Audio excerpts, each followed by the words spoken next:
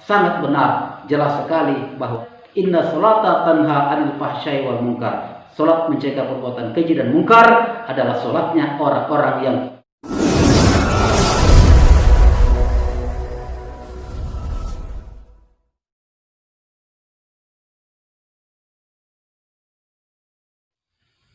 Assalamualaikum warahmatullahi wabarakatuh. Sahabat sekalian dimanapun berada, ada sebuah ungkapan ayat mengatakan inna sholata tanha 'anil fahsya'i wal munkar. Sesungguhnya sholat itu mencegah perbuatan keji dan mungkar. Ayat ini sangat jelas dan sering dibawa oleh para ulama, para ustadz di dalam ceramah, bahwa sholat itu mencegah perbuatan keji dan mungkar. Namun berdasarkan fakta yang ada, menjadi pertanyaan, kenapa banyak orang yang melaksanakan sholat tetapi kemungkaran juga berjalan? Nah, hal ini perlu saya jelaskan.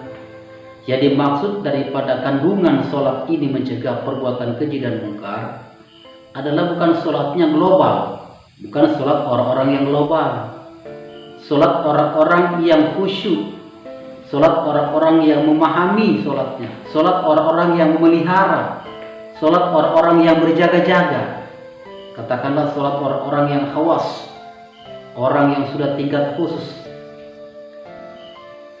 Sholat orang-orang yang berjaga-jaga, yang khusyuk, inilah disebut dengan sholatnya orang yang terpelihara daripada kemungkaran.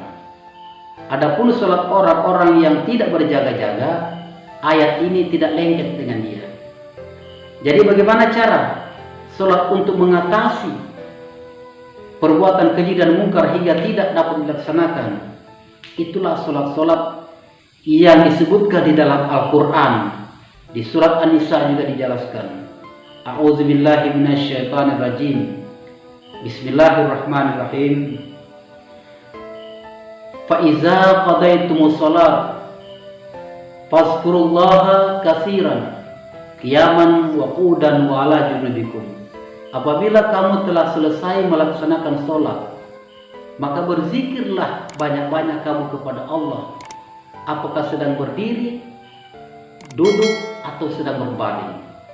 Kandungan ayat ini sangat identik berkaitan dengan inna sholata tanha 'anil fahsya'i wal munkar tadi.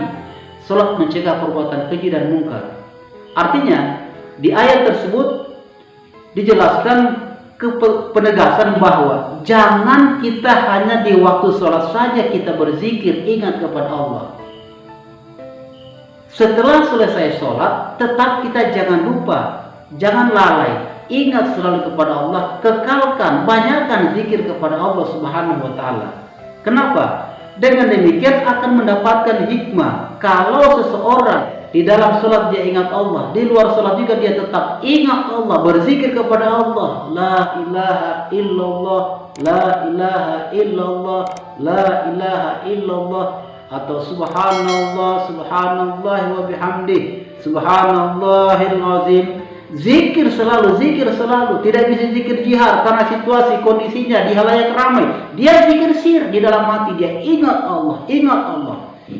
Kalau orang ini sedang ingat kepada Allah, setelah sholat dia ingat dengan Allah, maka sholat tadi akan dapat mencegah perbuatan keji dan mungkar. Maka setelah dia sholat, selesai sholat dia terpelihara dia daripada perbuatan keji dan mungkar. Kenapa? Tidak mungkin orang akan mabuk minuman keras setelah sholat kalau zikir tetap ingat dalam hati, zikir la ilaha illallah. Tidak mungkin akan terpikir dia walaupun melihat kendaraan orang, binatang orang yang berkeliaran, tidak mungkin dia berpikir untuk mengambilnya, mencurinya, kalau hatinya sedang berzikir. Yang tadinya zikirnya mulai dari dalam sholat sampai di luar sholat tetap berzikir kepada Allah, Allah, Allah. Tidak mungkin orang itu akan mengambil sesuatu punya orang. Tidak mungkin dia melakukan kemaksiatan. Kemaksiatan zahir seperti mencuri, membunuh, merampok, merampas, segala macam.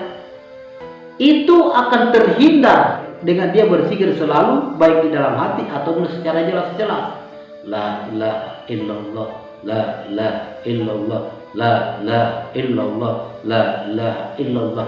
Kalau orang sedang berzikir, maka perbuatan keji yang nyata, perbuatan keji yang nampak, yang secara lahiriah, yang saya sebut tadi, itu insya Allah tidak akan dia sentuh.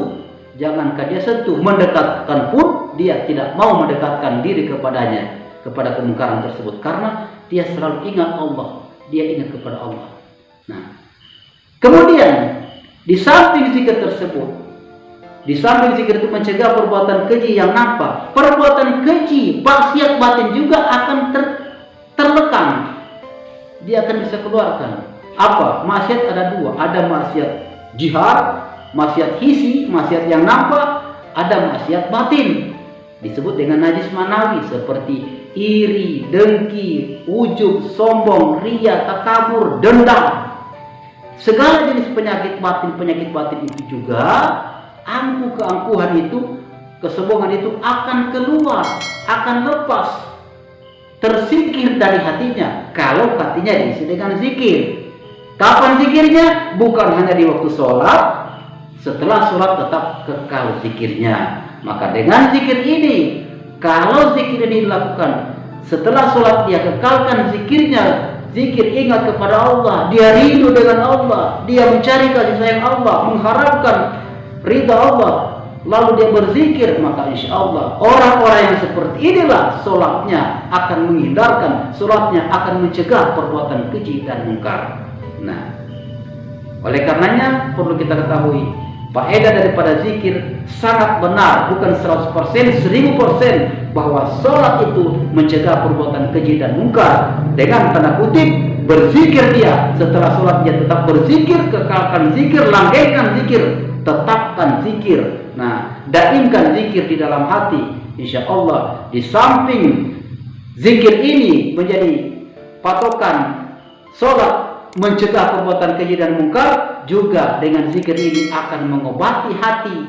Hati akan terobati dari segala penyakit-penyakit batin, akan terobati, menyingkirkan segala penyakit-penyakit di dalam hati kita. Kenapa? Allah bizikrillahi tatma'innul qulub, kata Allah. Ketahuilah, dengan berzikir selalu kepada Allah, hatimu tenang, hatimu terobati. Orang yang gelisah akan terobati hatinya bila zikir dia lakukan. Orang yang gundah, orang yang risau, orang-orang yang susah, orang yang sedih akan terhindar, akan terobati segala rasa-rasa negatif tersebut, akan terobati segala rasa-rasa yang tidak enak itu bila hatinya selalu dikuatkan, ditanamkan zikir di dalam hati. Maka jadikanlah motivasi zikir ini sebagai motivasi terbesar, sebagai manusia yang ingin mencari ridha Allah, kita ingin mencari kasih sayang Allah. Tanamkan rasa rindu. Bagaimana kunci rindu? Kunci orang yang ingin berzikir kepada Allah setelah sholat dia akan ingin berzikir, datangkanlah rasa rindu di dalam hati kepada Allah. Kalau orang selalu rindu dengan Allah, maka jelas dia akan selalu menyebut nama Allah. Karena seseorang yang rindu dengan sesuatu, pasti dia sebut selalu sesuatu. Maka orang yang rindu dengan Allah, pasti dia akan sering menyebut nama Allah, pasti dia akan berzikir kepada Allah, pasti dia akan ingat selalu Allah Subhanahu wa taala. Dengan dia ingat selalu kepada Allah, segala larangan Allah pun akan dia jauhkan. Segala yang tidak disukai Allah akan dia hindarkan. Tercegahlah perbuatan keji dan mungkar disebabkan zikirnya, baik di dalam sholat maupun di luar sholat. Sangat benar, jelas sekali bahwa inna sholata tanha anil fahsyai wal munkar. Sholat mencegah perbuatan keji dan mungkar adalah sholatnya orang-orang yang kekal zikir di dalam hati. Wallahu a'lam bishawab. Wassalamualaikum warahmatullahi wabarakatuh.